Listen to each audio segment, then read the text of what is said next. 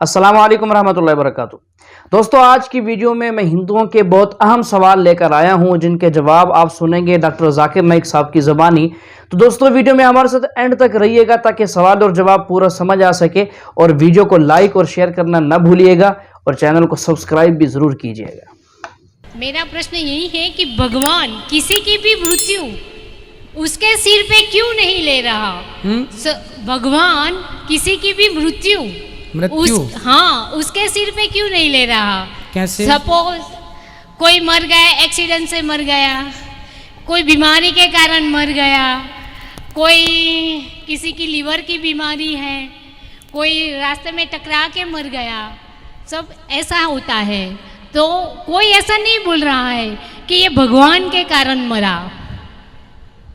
بھائی، موت جب بھی آتی ہے کوئی نہ کوئی بہانے سے آتی ہے۔ ہاں، وہی میرا پرشن ہے کہ بھگوان اپنے سر پہ کیوں یہ ذمہ داری نہیں لے رہے؟ بھگوان نہیں لیتے ہیں، اپنے سر میں ذمہ داری ہے، اور لیتے ہیں، کہتے ہیں کہ بھائی گیتا میں لکھا ہی ہے، بھگوان کہتے ہیں کہ جو ہو رہا ہے میری اچھا سے، مطلب کوئی مر رہا ہے میری اچھا سے، اس لیے سب ذمہ داری ہے ایشور کی۔ پر موت بہانے سے آتی ہے، پر وہ بہانہ ایشور کا ہی نشچت ہے، انہی کے دوارا ہے کہ مرنے کا بھی طریقہ سب کا الگ الگ ہے۔ کوئی ایکسیڈنٹ میں مر جاتا ہے، کوئی رائٹس میں مرتے، کوئی کیا نیچرل وے سے مرتا ہے، تو ایسا کیوں ہے دنیا میں؟ اور دوسرا بات یہ بھی ہے، اسلام کہتا ہے کہ ایک ہی بار آدمی پیدا ہوتا ہے، ایک ہی بار مرتا ہے، اور بعد میں قیامت ہوتی ہے۔ لیکن آپ دیکھیں کہ دنیا میں کہ کوئی بیرا منہ مطلب ڈیف اینڈ ڈمب ہوتا ہے پیدا ہوتے ہی، بلائنڈ ہوتا ہے، ہینڈیکیپ ہوتا ہے، جس کا پیر بھی نہیں رہتا ہے، اور تو ایسا کیوں ہے؟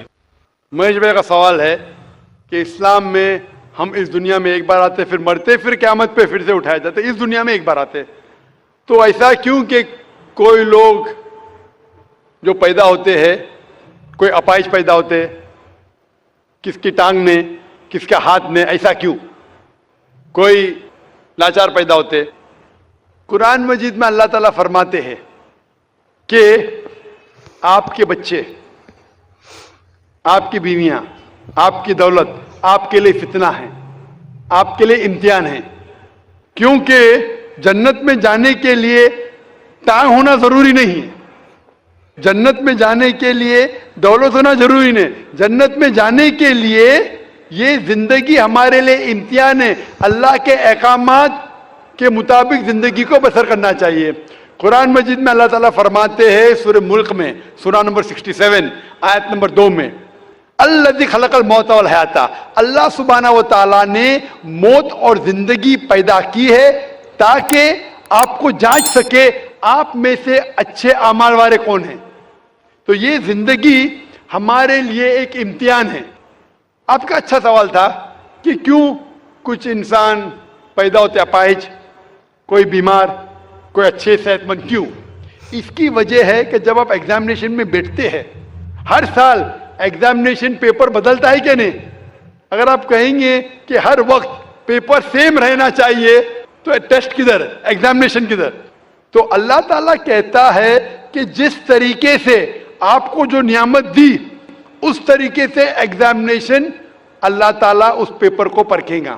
مثال کے طور پہ اگر ایگزامینیشن پیپر آسان ہے تو ٹیچر اس کو اسٹرکٹ طریقے سے جانچتا ہے، اگر پیپر مشکل ہے تو ایگزامنر اس کو آسانی سے جانچتا ہے۔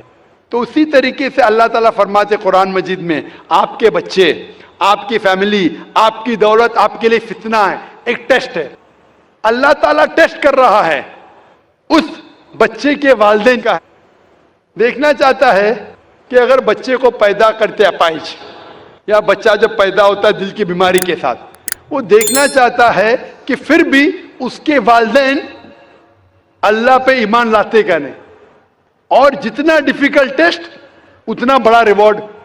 آپ اگر ایک عام BA گریجویشن پاس کرتے ہیں تو آپ کا نام مہیش ہے، وہ مسٹر مہیش ہی رہے گا، بدلے گا نہیں۔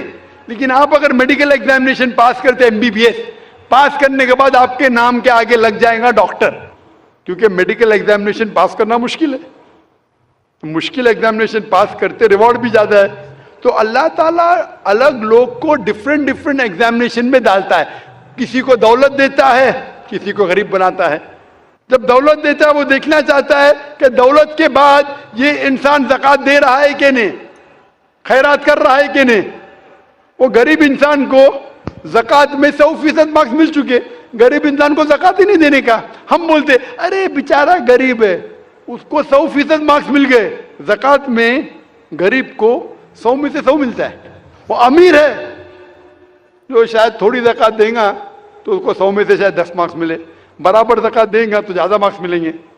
وہ غریب کو زکوٰۃ کے ٹیسٹ میں 100 میں سے 100 ملتا ہے, اس کو زکوٰۃ دینے کی ضرورت ہی نہیں.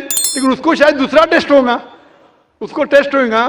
وہ غریب انسان ایک روم میں ہو سکتا ہے 10 لوگ رہ رہے, وہ حجاب کیسا کرتا ہے, برابر سے حجاب کر رہا ہے کہ وہ ٹیسٹ ہے.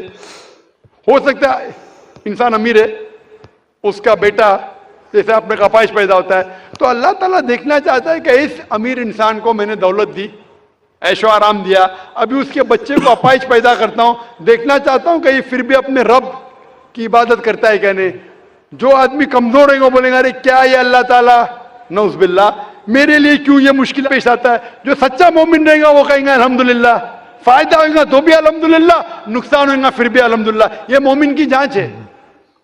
تو یہ دولت, غریبی, صحت, اپاہج, دل کی بیماری, یہ ٹیسٹ ہے. اسی لیے ہمیں ان لوگوں کو دیکھنا چاہیے, ان لوگوں کو مت دیکھو جو آپ کے اوپر ہے. آپ ان لوگوں کو مت دیکھو جو آپ کے اوپر. میں کہہ رہا تھا نا, مثال دے رہا تھا, وہ گاؤں کا آدمی دیکھتا ہے گاڑی چاہیے, فلیٹ چاہیے, بنگلہ چاہیے, پھر سے گاؤں میں آ جاتا ہے. ان لوگوں کو دیکھو جو آپ کے نیچے ہے. اور ایک انگریزی میں کہاوت ہے جو میں اردو میں ترجمہ کروں گا. ایک شخص ہمیشہ روتا تھا کہ کیوں میرے پاس جوتی نہیں ہے, کیوں میرے پاس جوتی نہیں ہے. جب اس نے ایک انسان کو دیکھا جس کے پیر ہی نہیں تھے, اللہ سے شکایت کرتا تھا میرے پاس جوتیاں کیوں نہیں ہیں. جب اس نے انسان کو دیکھا جس کے پیر ہی نہیں تھے, وہ اللہ کا شکر ادا کم از کم میرے پیر تو ہے. تو اللہ تعالیٰ ڈفرینٹ لوگ کو ڈفرینٹ امتحان لے رہا ہے. کس کو دولت, کس کو غربت, کس کو صحت, کس کو بیماری, جو بھی ہے. اگر آپ جس حالت میں ہیں, اگر اللہ ہمارے خالق کا کہنا مانتے تو اس دنیا میں سفلتا پائیں گے. یہ ہمارے لیے امتحان ہے دنیا, جس طریقے سے سورہ ملک میں کہا گیا ہے, سورہ نمبر 67 آیت نمبر 2, اللہ نے زندگی اور موت بنائی ہے جانچنے کے لیے آپ میں سے کون شخص اچھا ہے. مانا کہ آپ کے اکارڈنگ اللہ جو ہے ایک ہے, اور یہاں اپستھت سارے بھائی جو ہے ان کا اگر جنم نان مسلم میں ہوا ہے تو ایز اے سوشلائزیشن کے دوران ہم نے جانا ہے کہ ہمارا دھرم جس میں ہم پیدا ہوئے وہ بیسٹ ہے. تو اللہ نے پھر ایسا ہمارے ساتھ ناانصافی یا پھر ایسا ان لوگوں کے ساتھ ناانصافی کیوں کی کہ ادر دھرم میں ان کا جنم ہوا ہے. ویسے آپ کا نام کیا ہے؟ امت. امت بھائی نے ایک اچھا سوال کیا ہے کہ یہاں اکثر لوگ غیر مسلم خاندان میں پیدا ہوئے, تو یہ ناانصافی نہیں ہے کہ مسلمان مسلم خاندان میں پیدا ہوئے تو ان کو اسلام دھرم ملا, ہم غیر مسلم خاندان میں پیدا ہوئے ہمیں اسلام نہیں ملا, تو یہ ناانصافی نہیں. اور آپ اللہ سبحانہ و تعالیٰ سے آخرت میں شکایت کر سکتے کہ یہ کیسا. اسی لیے اللہ سبحانہ و تعالیٰ نے کہا ہے ہر مسلمان کا فرض ہے کہ وہ غیروں تک اپنا دین پھیلائے, ہر مسلمان کا فرض ہے. اس لیے اللہ تعالیٰ فرماتے سورہ عمران میں سورہ نمبر 3 آیت نمبر 110 میں, کنتم خیر امۃ اخرجت للناس تأمرون بالمعروف وتنہون عن المنکر, کہ آپ انسانوں میں سب سے بہترین امہ ہے کیونکہ آپ لوگوں کو حق کی طرف بلاتے ہیں اور برائی سے روکتے. ہر مسلمان کا فرض ہے کہ لوگوں کو حق کی طرف بلائے, دین کی طرف بلائے. لیکن مسلمان دعوت کرے یا نہ کرے, اللہ تعالیٰ فرماتے سورہ فصلت میں سورہ نمبر 41 آیت نمبر 53 میں 53 میں اللہ تعالیٰ فرماتے کہ سنوریم آیاتنا فی الآفاق وفی انفسہم حتی یتبین انہ الحق. اللہ تعالیٰ لوگوں کو اپنی نشانیاں دکھائیں گا ہورائزنز میں, تاکہ ہر دل میں, ہر انسان کے دل میں یہ ثابت ہو کہ اللہ ایک ہے.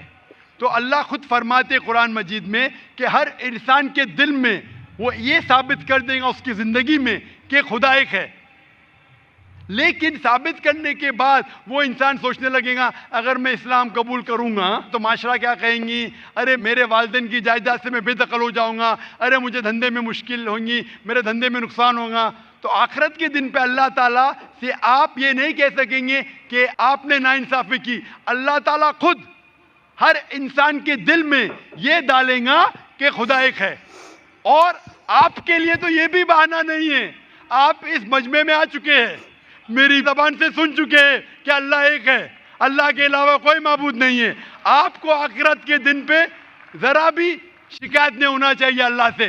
اللہ تعالیٰ آپ سے پوچھیں گا کہ آپ جب ذاکر بھائی کے لیکچر کے لیے گئے, ذاکر نے صاف ثابت کر دیا کہ خدا ایک ہے, نہ ہی قرآن سے, وید سے ثابت کیا ہے, اپنشد سے ثابت کیا ہے, بائبل سے ثابت کیا ہے, پھر آپ نے کیوں نہیں ایک اللہ میں مانے؟ تو آپ کیا جواب دیں گے؟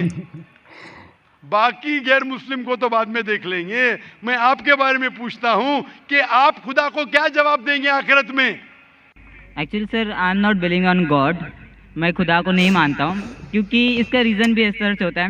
آئے دوران پورے وشو میں ہم ایسے حادثے دیکھتے ہیں, اگر بھگوان ہے تو بم اٹیک یا پھر باڑھ, یہ سارے جیسے حادثے ہوتے ہیں, وہاں بے گناہ لوگ, چھوٹے چھوٹے بچے تک کی جان چلی جاتی ہے. اگر اللہ واقعی ہے تو پھر جو بے گناہ ہوتے وہ لوگ کیوں مرتے, جو چھوٹے بچے ہوتے ان کا مرتیو کیوں ہو جاتا ہے؟ بھائی صاحب کا سوال ہے کہ وہ خدا میں نہیں مانتے, کیونکہ اگر خدا ہے تو بے گناہ کی موت کیوں ہوتی, بچے لوگ کیوں مارے جاتے؟ آپ ایسا پوچھ رہے ہیں کہ ٹیچر رہتے تو بچے فیل کیوں ہوتے؟ ارے جو بچے نہیں پڑھتے وہ فیل ہوتے. ڈاکٹر ہے تو لوگ کیوں مرتے؟ کیونکہ اللہ سبحانہ و تعالیٰ کہتے قرآن مجید میں کہ ہم نے تمہارے اولاد, تمہاری بیویاں, تمہاری دولت کو ایک فتنہ جیسے پیدا کیا ہے. فتنہ ہے مطلب آپ کے لیے امتحان ہے. ایک امتحان ہے کہ اگر آپ کے بچے مریں گے پھر بھی آپ کو اس ایشور پہ بھروسہ ہے کہنے. کوئی بھی بچہ جب مرتا ہے بام بلاسٹ سے, وہ جہنم میں تھوڑی جاتا ہے, بچہ مرا تو جنت میں جاتا ہے. اللہ تعالیٰ آپ کا امتحان لے رہے, اس کے والدین کا امتحان لیتے, کیا بچے مرنے کے بعد پھر بھی آپ کو ایشور پہ بھروسہ ہے کہنے. اور یہ جاننے کے لیے ایشور کے بارے میں آپ میری تقریر سنیے, کیا قرآن خدا کا کلام ہے. آپ وہ میری ڈی وی ڈی دیکھیے, کیا قرآن خدا کا کلام ہے. انشاءاللہ اگر آپ کھلے ذہن سے یہ تقریر سنیں گے, انشاءاللہ آپ کو یقین ہوگا کہ خدا ایک ہے اور آخری کلام قرآن مجید ہے.